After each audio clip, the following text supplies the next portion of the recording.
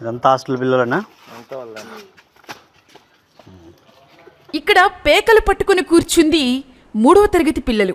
Visuals చూసి ఇదేదో prank video అనుకునేరు. ఈ పిల్లలు పేకాడేది ఎక్కడో తెలుసా?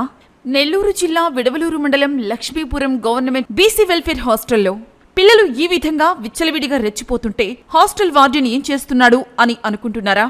మనకు సందేహం ఎందుకు?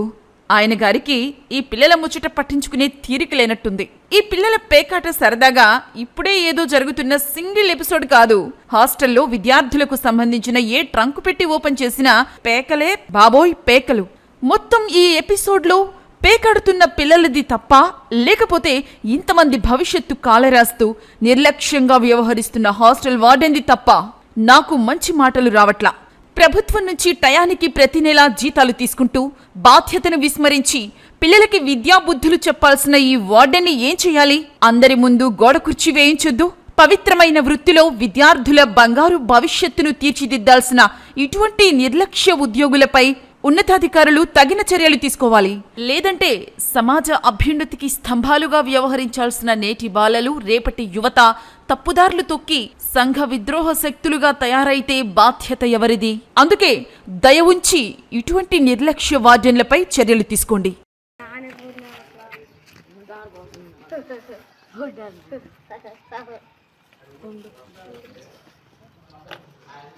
ఇదంతా హాస్టల్ పిల్లలనా?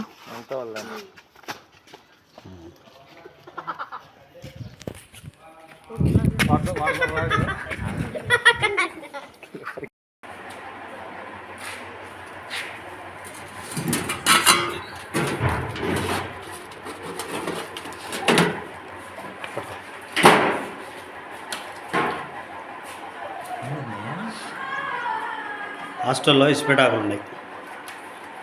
బే అన్నీ బే.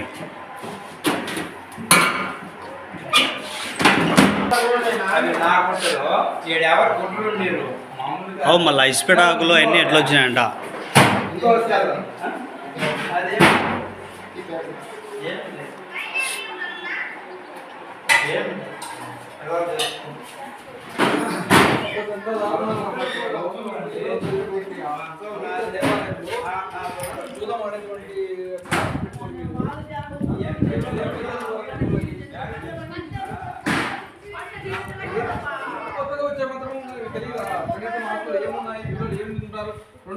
రెండు పెట్టెలలో ఫోన్లు ఉన్నాయి, కార్డ్స్ ఉన్నాయి. ఏం సార్ ఇంత దారుణంగా? పెట్టేది తీసుకోండి. రెండు ఫోన్లు ఉన్నాయి. రెండు ఫోన్లు ఉన్నాయి. రెండు ఫోన్లు ఉన్నాయి కదా. ఎవరు చూస్తే